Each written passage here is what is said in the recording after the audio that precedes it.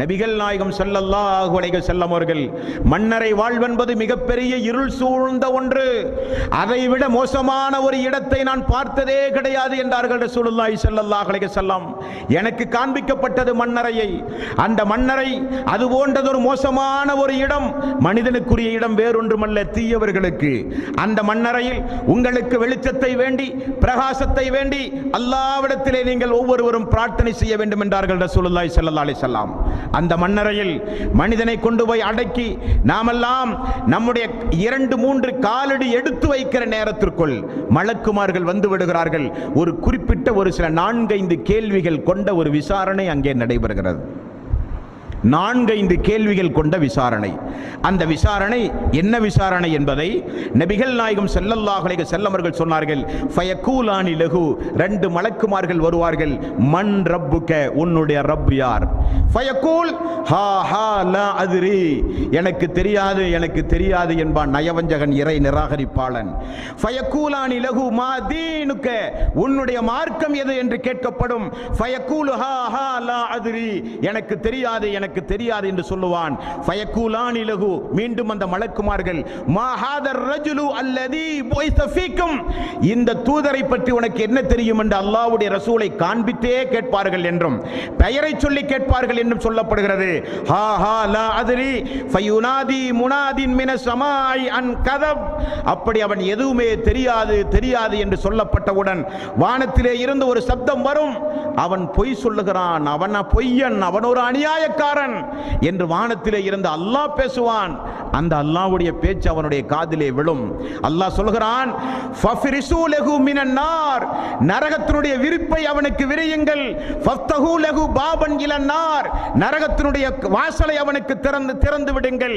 ஃபயதீஹி மின் ஹர்ரிஹா, அவனுக்கு நெருப்பு காற்றை கபரை நோக்கி வீசச் செய்யுங்கள். வஸமூமிஹா, அது மட்டுமல்ல விஷக்காற்றையும் சேர்த்து அவனுக்கு நீங்கள் வீசுங்கள். அல்லாஹ் அக்பர். எவ்வளவு ஆடம்பரமாக உலகத்திலே வாழ்ந்தான். முஸ்லிம்கள் இஸ்லாத்தை எடுத்து சொல்லும் போது இவரெல்லாம் முஸ்லிம்களுக்குரிய மார்க்கம், முஹம்மது நபியர்கள் கொண்டு வந்த மார்க்கம், மக்காவாசிகளுக்குரிய மார்க்கம் என்று சொல்லி மார்க்கத்தை உதாசீனப்படுத்தினான். தமிழிலே திருக்குரான் வழங்கப்பட்டு திருக்குரான் படிக்க தூண்டும் பொழுதெல்லாம் முஸ்லிம்களுக்குரிய வேதம் என்று ஒதுக்கினான். மறுமையை சொல்லும் பொழுது கிண்டல் அடித்தான், கேலி செய்தான். முஸ்லிம்களை எள்ளி நகையாடினான். மார்க்கத்தை பற்றி பேசினால் முகம் சுளித்தான். எப்பொழுதும் வணக்க வழிபாட்டின் பக்கம் முஸ்லிம்கள் அழைத்தால் கேலி கிண்டல் செய்தான். மார்க்கத்தை ஒரு விளையாட்டாகவே நினைத்தான். அல்லாஹ் நெருப்பு காற்றை அவனுடைய கபரை நோக்கி வீசுங்கள், விஷக்காற்றை அவனுடைய கபரை நோக்கி வீசுங்கள். வைலையக்கு அலைஹி கபருஹு ஹத்தா தஹலிஃப ஃபீஹி அல்லாஹு, அடுத்து அல்லாஹ் ரப்பல் ஆலமீன் சொல்லுகிற கட்டளை. பூமிக்கு அல்லாஹ் உத்தரவிடுகிறான், அவனை நெருக்க அல்லாஹ் ரப்பல் ஆலமீன் உத்தரவிடுகிறான். ஒரு மனிதனுடைய விழா எலும்பு இனி ஒரு விழா எலும்புக்குள் இடம் மாறி விடுகிற அளவுக்கு பூமி நெருக்க ஆரம்பிக்கும்.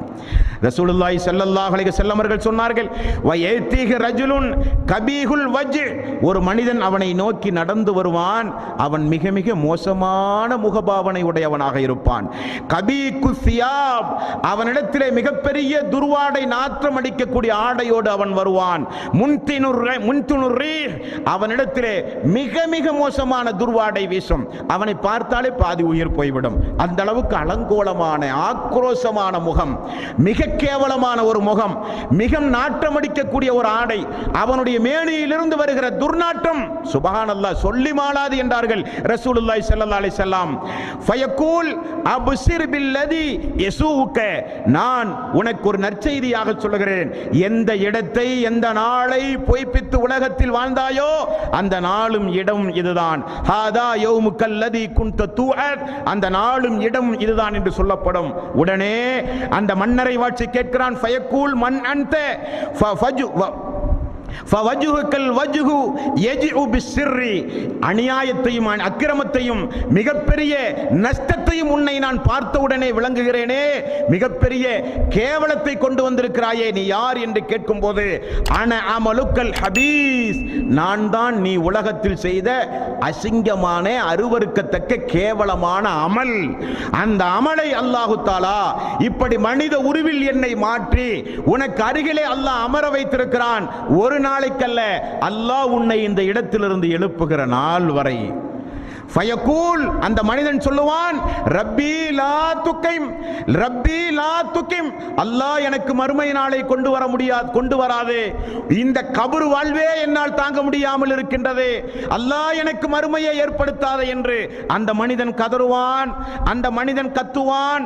உடனே மலக்குமார்கள், நபிகள் நாயகம் ஸல்லல்லாஹு அலைஹி வஸல்லம் அவர்கள் கூறுகிறார்கள், உடனே மலக்குமார்கள், மா ஹாதர் ரஜுலு அல்லதீன புஇஸ ஃபீக்கும் ஃபயகூல், ஒவ்வொரு கேள்விகள் அவனிடத்திலே கேட்கப்பட்டு அல்லாஹ்வுடைய ரசூல் சொல்கிறார்கள், அந்த நேரத்தில் அவனை அமர வைத்து சும்ம யுல்ரபு பிபித்ரகத்தின், ஒரு இரும்பு சுத்தி அந்த வானவர்கள் எடுப்பார்கள், மின் ஹதீஸி லர்பத்தன் பைன உதுனைஹி, அவனுடைய 2 காதுகளுக்கு மத்தியில் இருக்கிற பிடரையில் ஓங்கி அடிப்பார்கள். நபிகள் நாயகம் ஸல்லல்லாஹு அலைஹி வஸல்லம் அவர்கள் சொன்னார்கள், ஃபயஸீஹு ஸைஹத்தன் யஸ்மஉஹா மன் யலீஹி இல தகலைன், 2 காதுகளுக்கு மத்தியில் அவனை ஓங்கி ஒரு அடி அடிப்பார்கள். அல்லாஹ்வுடைய ரசூல் சொல்கிறார்கள், அடித்தால் என்ன நிலைமை ஏற்படும் தெரியுமா? அடிக்கிற மலக்கை அல்லாஹ் எப்படி நியமித்திருக்கிறான் தெரியுமா? சும்ம யுகையலு லஹு ஆமா அபுகமு, அந்த மலக்குக்கு காதும் கேட்காது, வாயும் பேச மாட்டார். அல்லாஹ்வுடைய ஒரு ஏற்பாட்டை பாருங்கள், சுப்ஹானல்லாஹ். அவன் போடுகிற சப்தம், அவனுக்கு கொடுக்கப்படுகிற தண்டனை, கொடுக்கப்படுகிற அந்த மலக்குக்கு காதும் கேட்காது, அவன் புலம்பினால் அவர் வாயும் பேச மாட்டார். அப்படிப்பட்ட சுத்தியிலை கொண்டு வந்து இப்படிப்பட்ட ஊனமுற்ற ஒரு வானவரின் மூலம் அல்லாஹ் தண்டனை கொடுக்கிறான். லவ் லுரிப பிஹா ஜபலுன் லசார துராப், அந்த சுத்தியிலை கொண்டு போய் ஒரு மலையிலே அடித்தால் மலை மண்ணாக போய்விடுமாம். அப்படியானால் எவ்வளவு வரையான தண்டனை அந்த மறுமையின் அந்த கபரிலே அவனுக்கு கொடுக்கப்படுகிற தண்டனை. நரகத்தினுடைய வாசல் திறக்கப்படும், விஷக்காற்று வீசப்படும், நெருப்பு காற்று வீசப்படும், சுத்தியிலை கொண்டு போய் அடிக்கப்படும், பூமி நெருக்கப்படும். இதற்கு மத்தியில் மிகப்பெரிய அலங்கோல துர்நாற்றமுடைய ஒரு மனிதன் நம்மை தடவிக்கொண்டே நம்மோடு பேசிக் கொண்டிருக்கிறான். நாம் செய்த பாவ செயல் மனித உருவில் மாறி வருகிறது. அல்லாஹ் சொல்லுகிறான் 40வது அத்தியாயத்தின் 46வது வசனம், இது போக அவனுக்கு மறுமை நாளில் கொடுக்கப்படுகிற அந்த நரகம் உண்டுமே, அந்த நரகத்திற்கு காலையிலும் மாலையிலும் அவனை கொண்டு செல்லப்பட்டு கொண்டே இருக்கும் என்று அல்லாஹ் சொல்லுகிறான் திருக்குரானில். 40வது அத்தியாயம் 46வது வசனம், அன்னாரு யுரலூன அலைஹா உதுவன் வ அஸியா வ யௌம தகூமு ஸாஅத்து அத்ஹிலு அலா ஃபிர்அவுன அஸத்துல் அஸாப், ஃபிர்அவுனையும் அவனுடைய கூட்டத்தார்களையும் காலையிலும் மாலையிலும் அவர்களுக்குரிய நரக நெருப்புக்குரிய இடத்திற்கு நான் கொண்டு சென்று கொண்டே இருப்பேன் என்று அல்லாஹ் ரப்பல் ஆலமீன் மன்னரை வாசிகளுடைய நிலைமைகளை குறித்து சொல்கிறான். முஸ்லிம் என்கிற நபிமொழி தொகுப்பில் 5500வது நபிமொழியாக நீங்கள் பார்க்கலாம். ஒரு மனிதனுக்கு கபரிலே விசாரணை செய்யப்பட்டு தீர்ப்பு சொல்லப்பட்டு அவன் நல்லவனாக இருந்தால் காலையிலும் மாலையிலும் சொர்க்கத்திற்கு அவன் அழைத்து செல்லப்பட்டு கொண்டே இருப்பான். அவன் ஒரு இறை நிராகரிப்பாளனாக இருந்தால் நரகத்திற்கு காலையிலும் மாலையிலும் அவன் அந்த இடத்தை அவனுக்கு காண்பித்து கொடுத்து கொண்டே இருப்போம். எவ்வளவு பெரிய ஒரு அதாப் என்று பாருங்கள், சுப்ஹானல்லாஹ். ஆகவேதானே ரசூலுல்லாஹி ஸல்லல்லாஹு அலைஹி வஸல்லம் அல்லாஹும்ம இன்னி அஊது பிக்க மின் அதாபில் கபர், அல்லாஹும்ம இன்னி அஊது பிக்க மின் அதாபில் கபர் என்று அல்லாஹ்வுடைய ரசூல் அல்லாஹ்விடத்திலே பிரார்த்தனை செய்ய சொன்னார்கள். அதுபோக நபிகள் நாயகம் ஸல்லல்லாஹு அலைஹி வஸல்லம் அவர்கள் ஒரு நாள் மலக்குமார்கள் மீகாயில், ஜிப்ரீல் அலைஹிஸ்ஸலாத்து வஸ்ஸலாம் அல்லாஹ்வுடைய ரசூலை அழைத்து கொண்டு போய் ஒவ்வொரு குற்றங்களுக்கும் உரிய தண்டனைகள் என்ன என்பதை பட்டியலிட்டு காண்பித்து கொடுத்த சம்பவம் உண்டு.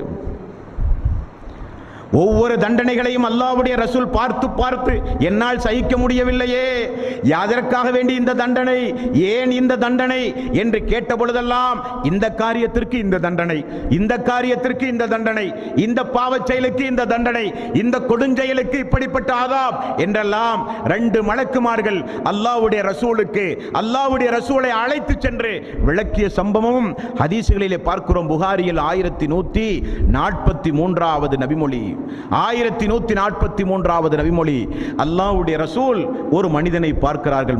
முதலில் கையில் மிகப்பெரிய ஒரு பாறாங்கல்லை எடுத்து படுத்து கிடக்கிற ஒரு மனிதனுடைய தலையிலே போடுகிறான். தலை சிதறுகிறது, பாறாங்கல்லும் உருண்டு ஓடுகிறது. அந்த கல்லை அந்த மனிதன் எடுத்து வருகிறான், மீண்டும் தலை சேர்ந்து விடுகிறது. மீண்டும் 2வது முறை பாறாங்கல்லை தலையிலே போடுகிறான், தலை சிதறுகிறது, அவன் கதறுகிறான். மீண்டும் கல்லை எடுத்து வந்து மீண்டும் தலையிலே போடுகிறான். தினசரி இப்படி தலை சிதைக்கப்படுகிற ஒரு கொடுமையை ரசூல் ஸல்லல்லாஹு அலைஹி வஸல்லம் அவர்கள் பார்த்து நெஞ்சு பொறுக்குதில்லையே. எதற்காக வேண்டி இந்த அதாப், எதற்காக வேண்டி இந்த கொடுமை? நரகத்திலே கொடுக்கப்படுகிற கொடுமை அல்ல, கபரிலே கொடுக்கப்படுகிற வேதனை.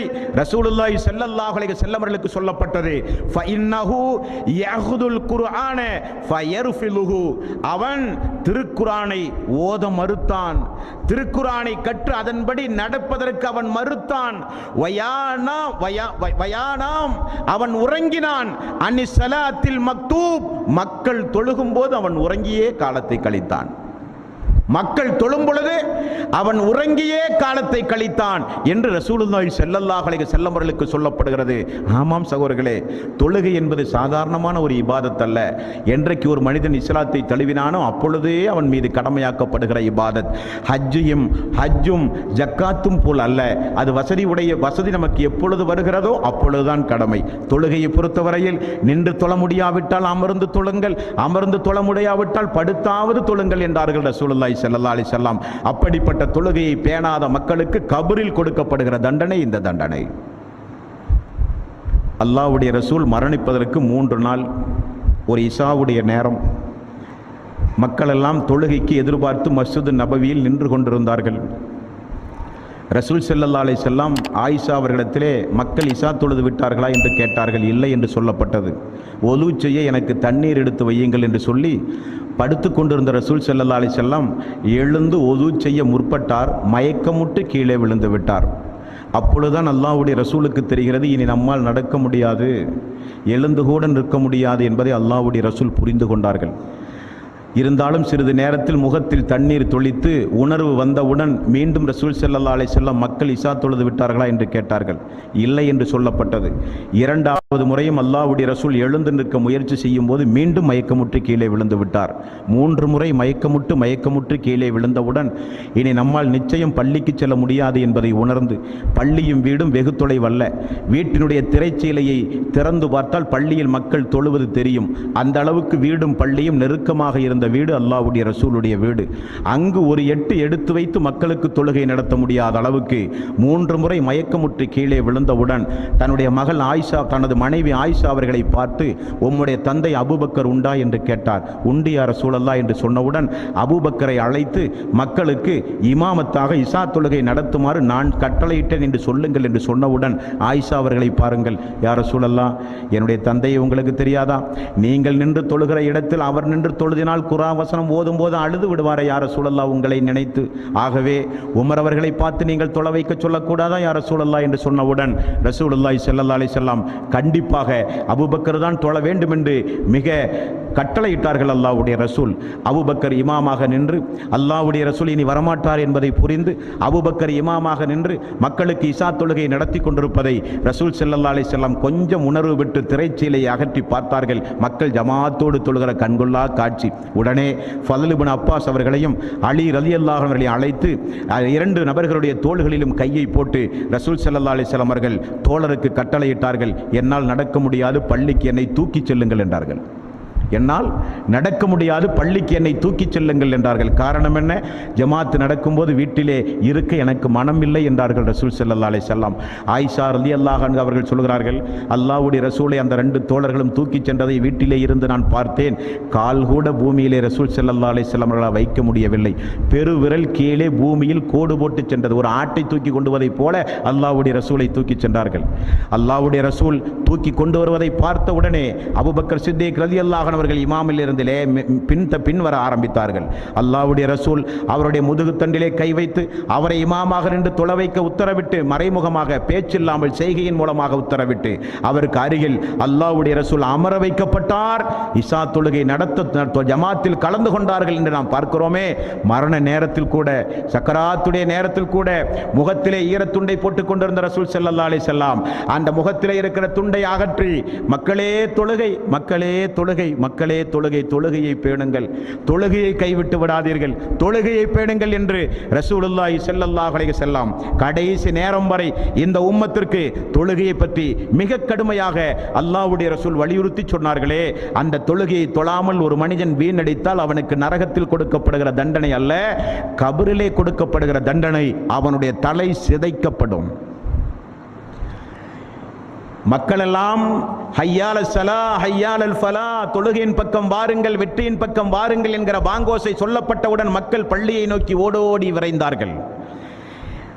அதிகாலை பொழுது எல்லோரும் சந்தோஷமாக உறங்கும் பொழுது அஸ்ஸலாத்து கைரும் மினன் நௌம், தூக்கத்தை காட்டிலும் தொழுகை சிறந்தது என்று அழைப்பு கொடுத்தவுடன் மழை இருள் என்று கூட பாராமல் மக்கள் பள்ளியை நோக்கி ஓடி வந்தார்கள். நீயோ பகல் இரவு என்று பாராமல் உறங்கியே காலத்தை கழித்தாய் என்று சொல்லி அவனுக்கு கபரிலே தலைகள் சிதறடிக்கப்படுகிற தண்டனை கொடுக்கப்படுகிறது என்று ரசூலுல்லாஹி ஸல்லல்லாஹு அலைஹி வஸல்லம் அவர்கள் கூறினார்கள்.